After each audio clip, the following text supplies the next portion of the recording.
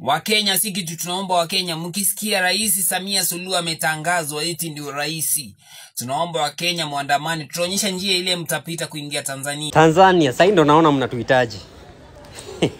Si tulianza kuwatetea kitambo sana by the way, lakini tuliitwa viumbe kama mmenyamaza. Tutaonyesha njia ile mtapita, mje mtusaidie tumtoe kwa mamlaka. Sasa hizi tumeamua tumpatie Tundu Lissu. Sasa ndio mmekumbuka kuna kuanga na majenzi Kenya. Si tulionea 18 tukaanza kuwatetea, lakini sasa nyinyi mkanyamaza, tukaitwa viumbe. Viumbe. Hivyo ndio tuliitwa na tukanyamaza. Kazaneni sasa.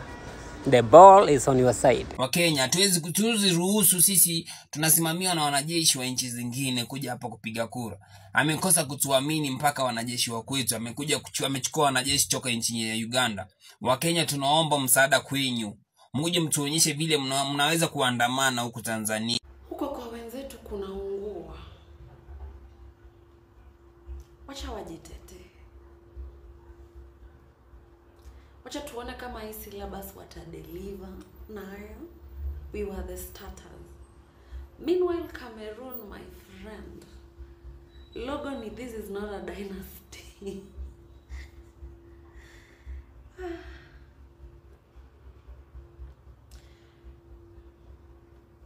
Katika Afrika Mashariki, Kenya ni mahali pekee ambako kuna uhuru wa kisiasa.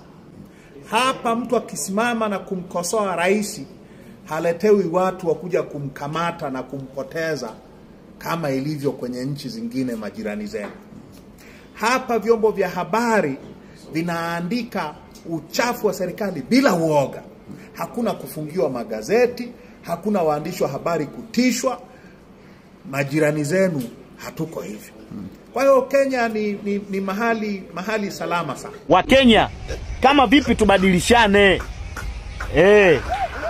Sisi tuwape mama, alafu nyinyi mtugee Ruto.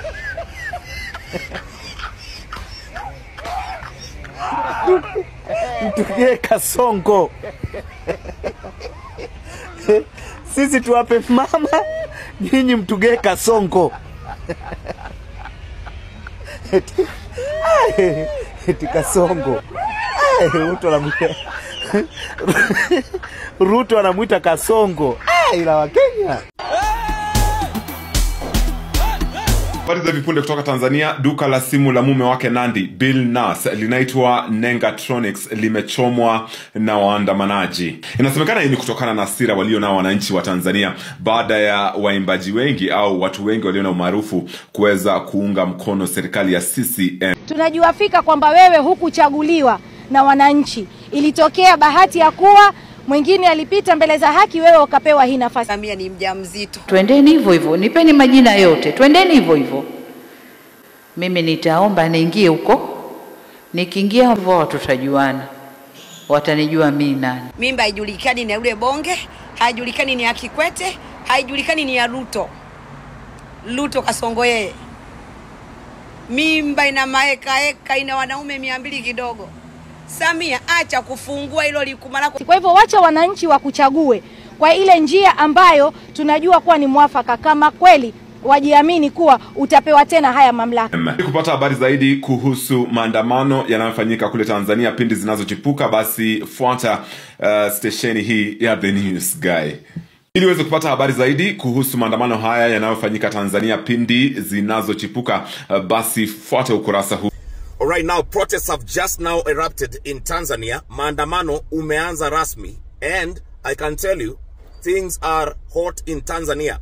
We are keeping tabs on how these people are going to conduct their maandamano. We are yet to see what they're going to achieve with it. On the flip side, I think on the borders between Kenya and Tanzania, there is a lot of heavy presence of police because, I mean, Samia Suluhu fears, Kenyans crossing over to go and help the Tanzanians. Samia, sisi, wata tukwambie Madam Samia Suluhu, sisi tukiamua, tutakuja hata uweke heavy presence of police. Tutakuja, lakini hii ni maneno yenu na wa Tanzania. Nitatoa amri, wa Kenya wanaofanya kazi hapa tutawapiga warudi kwao Kenya. Jambo litakuwa limeisha hilo mheshimiwa Spika. Tumeanza kuona mtiririko au mwenendo wa wanaharakati ndani ya region yetu hii kuanza kuvamia na kuingilia mambo yetu huku. Sasa kama kwao wameshadhibitiwa, wasije kutuharibia huku. Samia, cheza na kila nchi lakini sio Kenya. Sisi sio lika yako, cheza mbali we Samia. Wakenya muniue sasa. Wakenya muniue. Nakwambia sasa hivi tumeingia kwa account ya police force ya Tanzania ya X tukahack. Na tuliwaona hawakusikia. Tayari huko. Wamesha haki account ya jeshi la polisi. Tayari. Jamani.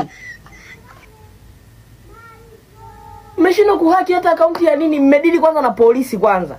Kwa maana wenyewe ndo watawashika, mmewahaki. Hawaogopi hawa watu na nini? Hawa tujitambulishe upya. Sisi ni Watanzania. Majirani zenu. Yaani ikitoka nchi yenu inakuja nchi yetu. Sisi labda tutumie Kiingereza kwa sababu ni lugha yenu. Kenyan people. This Shana na Wakenya. Hati mnaambia Wakenya mkiona mmechoka na kwenu mkae huko msikuje Tanzania. Bisulu. Mambo namna gani? Umeamuka asubuhi ukapata X account ya polisi yako imefanywa nini? Usicheze na Wakenya. They are called online buddies. Speech ya Mheshimiwa Rais jana imeweka very clear kuwa hatuhitaji watu walioharibu katika nchi zao kuja kwetu kuharibu. Sasa this is good news kwa Wakenya wote. Don't test us, please. You Kenyans, we respect you, we love you, but when you test us, when you open your mouth, it's hard for us to handle it. It's hard for us to handle it. If you think Tanzania ni jalala, unaweza ukaongea chochote, you are wrong. If you think you are clever, you can solve your own problem. Madam Martha Karua, you guys, you have your problems with Gen Z. Why don't you sit down and solve your own problem if you are clever? Why? Everyone, I'm coming to Tanzania to watch what? Oh no! Mind your own business. It is another time to fear Kenyans. And now, this comes after hackers hacked the Twitter account of the police officers in Tanzania and posted a message that claimed that the president of Tanzania, Samia Suluhu Hassan, has died.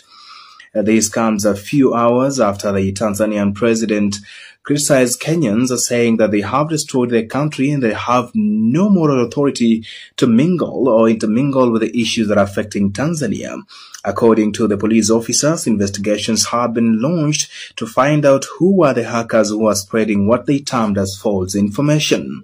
And as you can see on my TikTok account, this is the post that the hackers took over the Twitter account that has over 400,000 followers and posted the message that says, tunasikitika kwa masikitiko makubwa kuwatangazia kifo cha Rais wa Jamhuri ya Tanzania Mama Samia Suluhu Hassan. Tunaomba wananchi kuwa tulivu wakati huu wa majonzi. And that definitely is the post that was made by the hackers on the official police site, where the police officers of Tanzania use it to give updates on issues that are affecting the country, including criminal investigations, amongst others. What does this say about Kenyans, by the way? Just yesterday, Samia Suluhu Hassan threw words at Kenyans, and today, Tuesday, hackers hacked into Tanzania and hacked the Twitter account and posted that she's dead.